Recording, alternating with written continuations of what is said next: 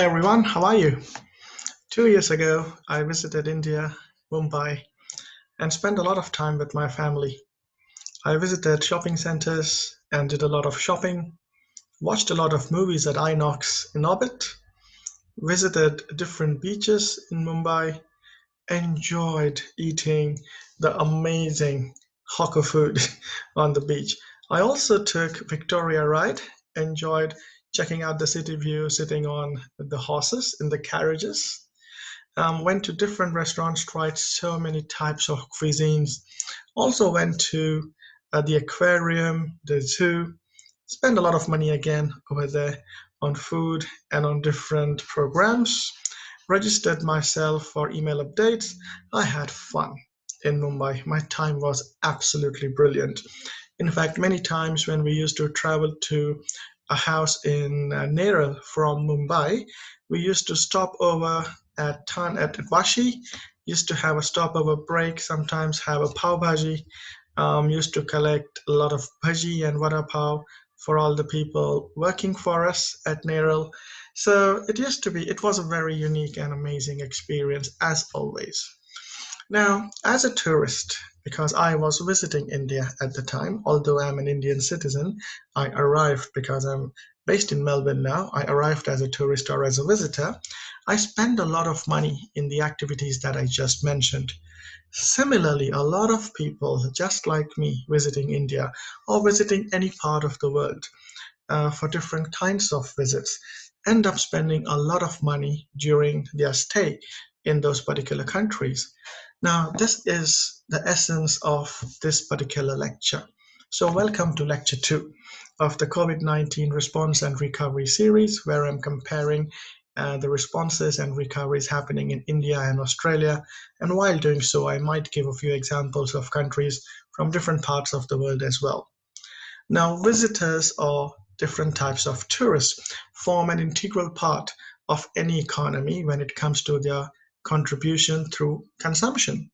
Now, consumption expenditure is a significant portion of any country's GDP, and that GDP is significantly contributed by a lot of tourists and visitors arriving in different countries as well. Now, although it is a significant contribution, obviously it's not the majority of the contribution. There are contributions from local citizens, which form the maximum percentage of the total consumption towards the local GDP, but tourists also have a good role to play in this particular contribution. What happened is when the borders were shut down during the COVID 19 pandemic situation across the world for many countries, the intake of tourists, the arrival of these visitors was sharply cut down. And this led to a ripple effect, and we are still seeing the effects of losing out on those visitors and losing out on that contribution towards different economies. Today, my focus is going to be on exactly who is coming to Australia, or rather, who comes to Australia, and what type of people have been cut down, have been left outside the country who would have otherwise entered Australia on a regular basis. Now, all this has happened because of the border shutdown, and I'm going to throw in some numbers because tourism is an integral part of understanding economics, and this has an effect on the economic activity of the country. So, in this mini lecture, I'm simply going to throw numbers and showcase the number of people arriving in Australia, what type of people arrive in Australia, and what their contribution is to the local economy. There will be other lectures when I'll break down industries and sectors, and we'll try to see what exactly the effect was of different policies revolving around the COVID 19 pandemic. So let us have a first look at the Australian situation. The borders were locked down on 20th of March 2020, which meant that there were no international or domestic travel allowed, except for a few diplomatic travel arrangements, such as bringing back certain stranded people. So apart from that, even the state borders were closed down. Most of the states had closed down their borders. We were not allowed to go from one state to another state. We had to stay home for, apart for a few activities where we were allowed to go outside, but interstate travel or overseas travel was completely off the shelf, off the books. So let us now check with this border lockdown who exactly usually arrives to Australia. Now, on an average, 8.7 million people visit Australia every single year. And if we just look at the month of March, that's when the pandemic situation really rose sharply and the borders in Australia were shut down on the 20th. So in those 20 days of March 2020, there were 3 lakh people who arrived in Australia. If we look at an average in general for the whole year, around 1,000 people arrive to Australia every single hour. Imagine 1,000 people walking in through those doors of the airport, through the immigration every single hour. Now, out of these people who are arriving in Australia, 47%, and that's the majority of the cohort, 47% are arriving for holidays. So these people are coming as tourists who just want to have a look at Australia, visit a few sightseeing or tourist attractions, and then head home. Actually, this category of tourists falls in short-term visitors, and later on I would say that again, but I'll mention it again. But the median stay is usually an average of 11 days for such visitors. So 47% are arriving or usually arrive in Australia for holiday purposes. 30% arrive to visit their friends and families, to meet their networks. Okay, sometimes you have your cousin or your grandparents, parents, or even your children living overseas. So when you go to visit them, it's called visiting for friends and relatives, and that forms 30% of the cohort. 7% travel for business purposes, 7% are international students who travel for education, 2% don't fall in any particular category. So these people will have very unique and very different reasons to travel to Australia, which are not broadly categorized at all. 1% are visiting for, again, those long-term visits which are not categorized in the general criteria. Whereas 6% are citizens and permanent residents who are visiting back to Australia. So these are the citizens or permanent residents who have been overseas, maybe for whatever reason, business reason, or for holidays, or to meet their friends and families in another country. So these are the ones who are returning back. So although they are citizens, because they are traveling back to Australia, the numbers get counted as visitors. Of course, there will be permanent visitors. Now, another interesting data that I shared, which I found pretty interesting, I did this with India as well. In this case, in Australia's case, it's 500,000 more women travel to Australia compared to men. We saw the other way as far as India was concerned. There were more men traveling to India. In case of Australia, it's more women who travel to Australia. Now, as far as these people are concerned who travel, obviously, like I gave you my example of my spending in India, all the tourists and all the visitors would spend in the country they are visiting. Now, Indian visitors who come to Australia spend an average of $300 million every year. So that's a pretty large amount, $300 million spent just by Indian visitors in Australia every single year. But if you look at the total, you might feel 300 million is not much, because the total spending of all the visitors across the world in Australia comes to $45 billion. Now, out of these $45 billion, the highest annual spending by visitors in 2018 belonged to the following countries. Would you like to guess which cohort is spending the most in Australia? It was the cohort that came from China. Their spending was $12 billion, followed by USA, who spent $4 billion. Then we had people from the UK, who spent $3.3 billion. People from New Zealand spent $2.6 billion. People from Japan spent $2 billion, and ones from Singapore spent $1.5 billion. So these were the highest annual spending visitors that belong to the following countries. Okay, this is to do with the spending that's done in Australia out of that $45 billion. The remainder of the amount, remainder of the 45, is split across people around the world. And of course, I've told you before, the one spent by Indians is $300 million. So a few points that arise from the facts that I've stated in this mini lecture.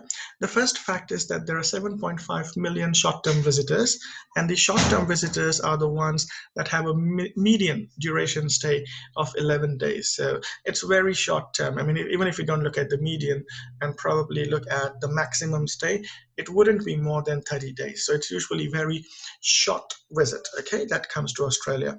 These people are tourists and business visitors. So when we are considering the 7.5 million tourist and business visitors, I would like to chat about this particular part.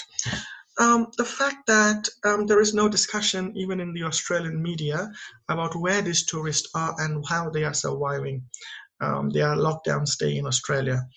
Obviously, there are people who have been rescued. There have been courtesy flights. There have been um, flights taking people back to their home countries for free. Some flights are charging people to take them back to their countries. Regardless of that, there are a significant or a majority number of people out of these tourist and business visitors who are still stranded in Australia. The question is, where are they once again, and how are they coping with the situation? In Australia, the government has given a very strong focus on taking care of its citizens, which is absolutely wonderful. And there is no doubt it's good because each country is responsible for its citizens. However, it should also be responsible for people present in the country at any given point of time because these people are also contributing towards the GDP of the country. They're also contributing towards the taxes because they are paying GST. You don't get all the GST back when you're traveling back to the country. They're also helping the businesses survive as well. So it is a responsibility of the media and the government to have a commentary and to also discuss the well-being of these people and to see how they are doing. Because many times the short-term visitors plan their budget according to their visits. Of course, there would be ones who plan ahead. There would be ones who plan for days of crisis in case one arises, but many of them have a short term plan, especially if they are regular visitors as well. So, the well being of these people hasn't been discussed in the Australian media, which I feel is pretty important. The other part I like to discuss is when I say I would like to discuss, I'm opening the discussion to everyone. So I actually look forward to everyone's comments and their thoughts about the questions I'm raising. So it is commonly believed that reopening of economic activities will be a relief for the businesses. For instance, if we say restaurants are now allowed to work, factories can now start manufacturing, Uber Eats can start delivering. We have Uber Eats, which is still active, but I'm giving an example.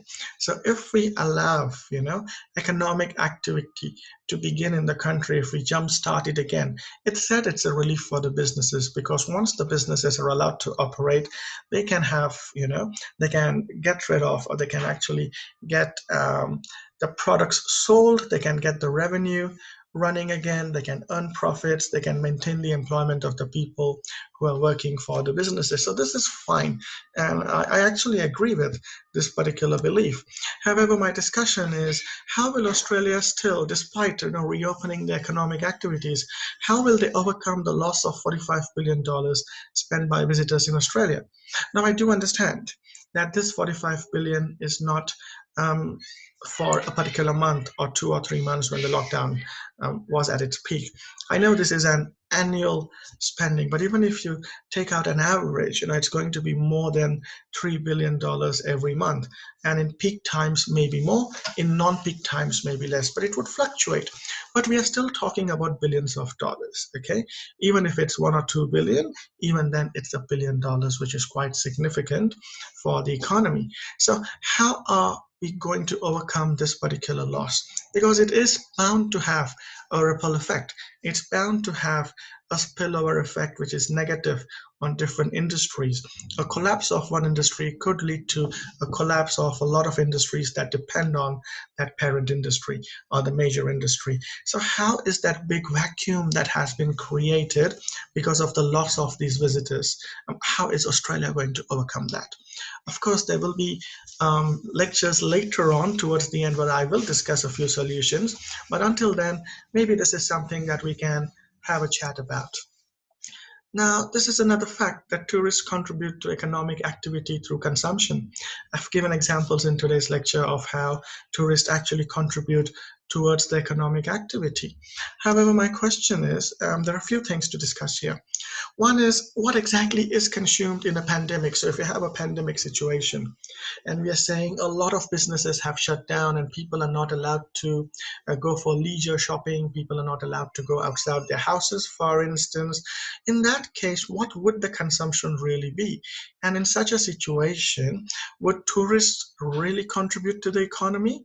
So is that argument really valid in cases of in case of a pandemic situation? Are economies really losing because of a ban on new arrivals, or are they actually they're better off by keeping those tourists outside the country?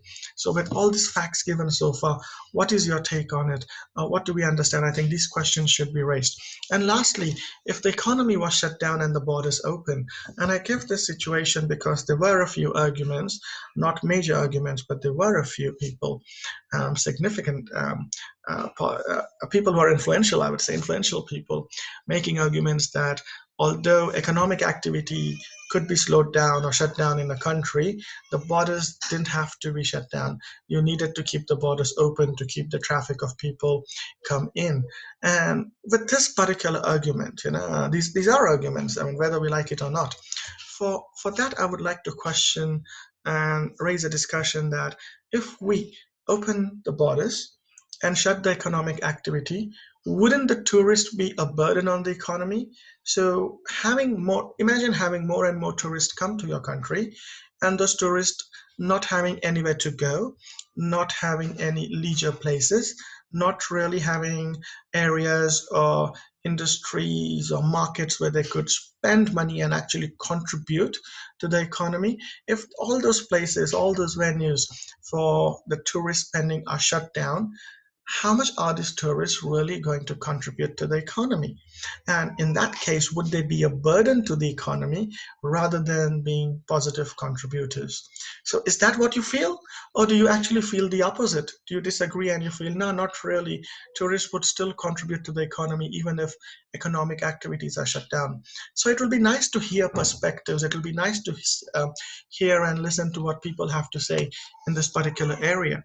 Now, my last part for discussion is that of international students who are stranded in Australia. So few international students left the country well in advance when the flights were operational, but many are now stuck in Australia. Many are stuck in India as well who want to come to Australia. Well, not just India, many are stuck around the world, obviously. So let us focus on those international students who are stranded in Australia. Okay, who have come here for overseas studies and are expecting some support from the government. Now, I will have lectures later in which I will talk about certain policies implemented by the government a bit later. So these policies didn't come in right away. They came in a bit later to help international students. But at the beginning, things were quite chaotic. There was no help announced. Instead, the Prime Minister of the country literally said, if international students feel pressurized to stay in Australia, they could leave the country, which was pretty I would say reckless comment because borders were closed. So even if the students wanted to leave, they couldn't leave because the borders were closed. But that was literally the response of the Prime Minister, that the citizens were the priority and international students needed to take care of themselves. He had a good, valid point. And the point that he raised actually is, and this is a fact again, not many, all international students, when they apply for their visas, have to demonstrate, they have to prove, they have to show that they have enough funds, enough money in their accounts to sustain their stay in Australia for 1 year. Now, they don't have to do it every time. It's one-off declaration, one-off proof for just the first year of their arrival. So according to the Treasurer and the Prime Minister, the students who had made this declaration, it was now time for them to use that money and survive because they had declared it. They had shown assets uh, that would allow them to survive in Australia. So the Prime Minister said, well, fair enough, right? Prime Minister said, well, now it's time to use that money that you declared. So don't ask the government for help. However, here there was something that was missed out, and I would like to know what your thoughts are on that as well. You see, this survival money is for the first year of stay. From the second year and third year. Now, master's over here in Australia is 2 years. Bachelor's is 3 years. If someone is doing a double bachelor's, it's 4 years. If someone's doing bachelor's with honors, it's 4 years again. So the funds shown were just for the first year. How about the survival of the students and the issues faced by the financial hardships and issues faced by the students who are in their second year or third year? So that point wasn't valid for these particular students. So what is your take on this particular situation? What do you feel? International students should ask help from foreign countries where they are stranded, or they should be responsible for their own funds? It'll be nice to hear your take on that as well. Guys, thank you very much. I'm going to end my lecture. Hopefully, you enjoyed it. There were a few numbers which I feel you might get time to reflect on. There were a few questions raised as well. So while we ponder, take care, and I will see you in my next lecture. So thank you very much and stay safe.